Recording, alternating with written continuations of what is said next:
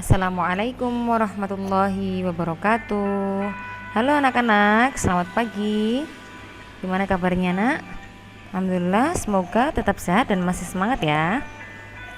Oke nak, hari ini kita akan belajar pelajaran Al-Quran Hadis bab yang keempat, yaitu tentang surah Al-Ikhlas.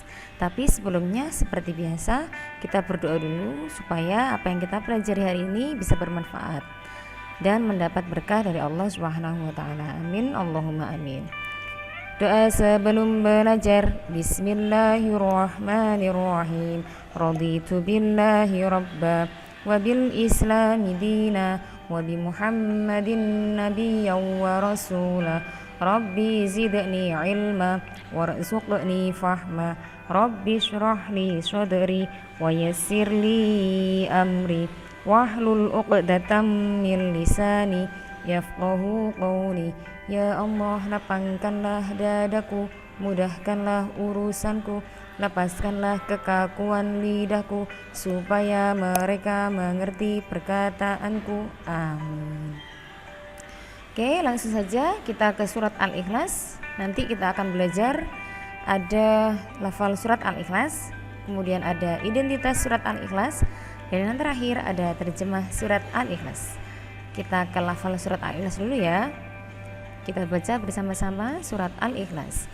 Bismillahirrahmanirrahim. Qul huwallahu ahad, Allahus samad, lam yalid wa lam yulad wa lam yakul lahu kufuwan ahad. Shadaqallahul azim. Kemudian ke identitas surat Al-Ikhlas. Surat Al-Ikhlas terdiri dari 4 ayat. Surat Al-Ikhlas adalah urutan surat yang ke-112. Surat Al-Ikhlas berisi tentang perintah mengesahkan Allah. Ibadah kepada Allah tanpa dicampur niat lain disebut ikhlas. Jadi kalau kita beribadah kepada Allah tanpa dicampur dengan niat yang lain, contohnya niat karena aku ingin dipuji orang, atau niat karena ada orang tua atau yang lainnya. Nah itu kalau tanpa campur niat yang lainnya itu namanya ikhlas nak ya. Nah sebaliknya, jika amal ibadah kita dicampur dengan niat yang lain atau dengan mengharap pujian, maka itu disebut dengan riya. Jadi namanya nggak ikhlas ya. Ingat nak ya, dulu Ustazah pernah menyampaikan ke kalian kalau kita beribadah, kalau kita melakukan sesuatu, entah itu beribadah, entah itu belajar dan lain sebagainya, harus kita niatkan karena Allah, jangan kita niatkan karena orang lain ya. Takutnya nanti akan berakibat riya tadi, yaitu mendapat mengharap pujian dari orang lain. Nah, kita ke terjemah surat Al-Ikhlas. Kita baca surat Al-Ikhlas ayat 1. Bismillahirrahmanirrahim. Qul huwallahu ahad. Artinya, qul, katakanlah, huwa dia, Allah ahad yang maha esa. Jadi artinya qul huwallahu ahad, katakanlah dialah Allah yang maha esa. Siapa nak? Ya Allah yang maha esa. Esa artinya satu. Kemudian surat Al-Ikhlas ayat 2. Allahus samad, yang artinya Allah, ya Allah. As-samad, siapa? Tuhan yang bergantung kepadanya segala sesuatu. Maksudnya gimana? Jadi as-samad itu tempat kita bergantung atau tempat kita meminta ya. Jadi Allah itu adalah tempat kita meminta segala sesuatu. Al-Ikhlas ayat 3. Lam yalid wa lam yulad. Lam, tidak ya. Jadi siapa? Lam yalid, dia tidak beranak. Allah itu tidak beranak. Walam yulad, dan tidak pula diperanakan. Jadi dulu Ustazah pernah menyampaikan Allah itu tidak beranak dan tidak pula diperanakan. Allah itu adalah esa itu satu. Jadi Allah hanya satu nak, tidak beranak dan tidak diperanakan. Kemudian ayat yang terakhir, walam yakul lahu kufuwan ahad.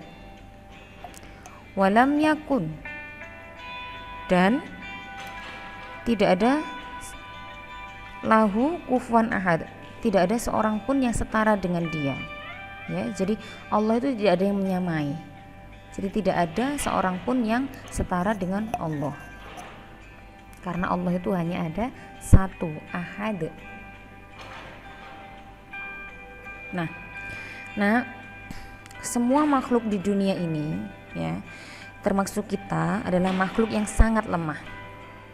Sekuat dan sepandai apapun dia, pasti mempunyai kelemahan. Untuk itu kita tidak boleh merasa sombong, ya. Jadi kita itu makhluk yang lemah. Sekuat apapun kita, sepandai apapun kita tidak boleh sombong, karena kita pasti mempunyai kelemahan.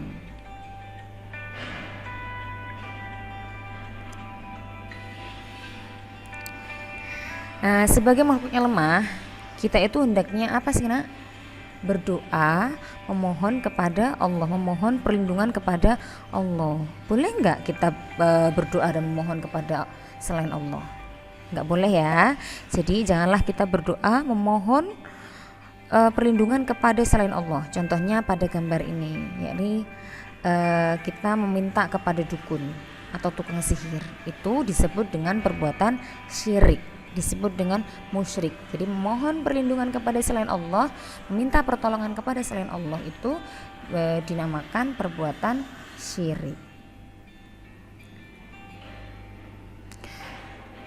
Allah itu seperti yang Ustazah sampaikan tadi, dan waktu dulu di kelas 1 Ustazah pernah menyampaikan bahwa Allah itu tidak beranak dan tidak pula diperanakan. Allah itu esa, Allah itu hanya ada satu.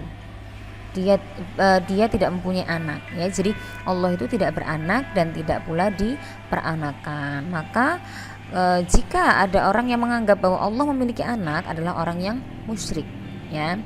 Seperti orang Nasrani itu menganggap Isa adalah anak Allah, ya.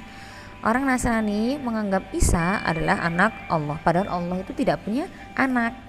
Sedangkan orang Yahudi menganggap bahwa Uzair adalah anak Allah. Dan kita tahu, Nak, ya, bahwa Allah itu adalah zat yang Maha Esa, satu, ya. Allah itu hanya ada satu, tidak mempunyai anak. Allah itu adalah Kholik. Apa, Nak, Kholik? Sang pencipta. Ya, Allah itu Maha Pencipta. Allah itu yang menciptakan kita semua. Jadi Allah tidak punya anak, ya. Semua makhluk adalah ciptaan Allah. Tidak ada satupun makhluk yang sama dengan Dia, ya. Jadi Allah itu tidak ada yang menyamai, tidak ada seorang pun yang bisa menyetarai Allah, ya. Oke, Nak, sampai di sini semoga bisa difahami, ya. Jangan lupa tetap belajar, dibaca bukunya. Kemudian kalian bisa mengerjakan bab kurma halaman 11 sampai halaman 12 sampai 13 pada penilaian harian 4 di pilihan ganda dan isian. Jangan lupa dikerjakan sambil melihat preferensinya, sambil melihat dan membaca buku kalian atau dengan melihat videonya Ustazah. Di situ bisa kalian kerjakan, ya. Kemudian jangan lupa juga Ustazah mengingatkan, setelah menonton video ini jangan lupa selipkan komentar kalian di kolom komentar. Jangan lupa dikasih nama dan kehadiran kalian. Oke, Nak, sudah, ya. Semoga apa yang kita pelajari hari ini mendapat berkah dari Allah Subhanahu wa taala dan bisa bermanfaat. Sekian dari Ustazah. Wassalamualaikum warahmatullahi wabarakatuh.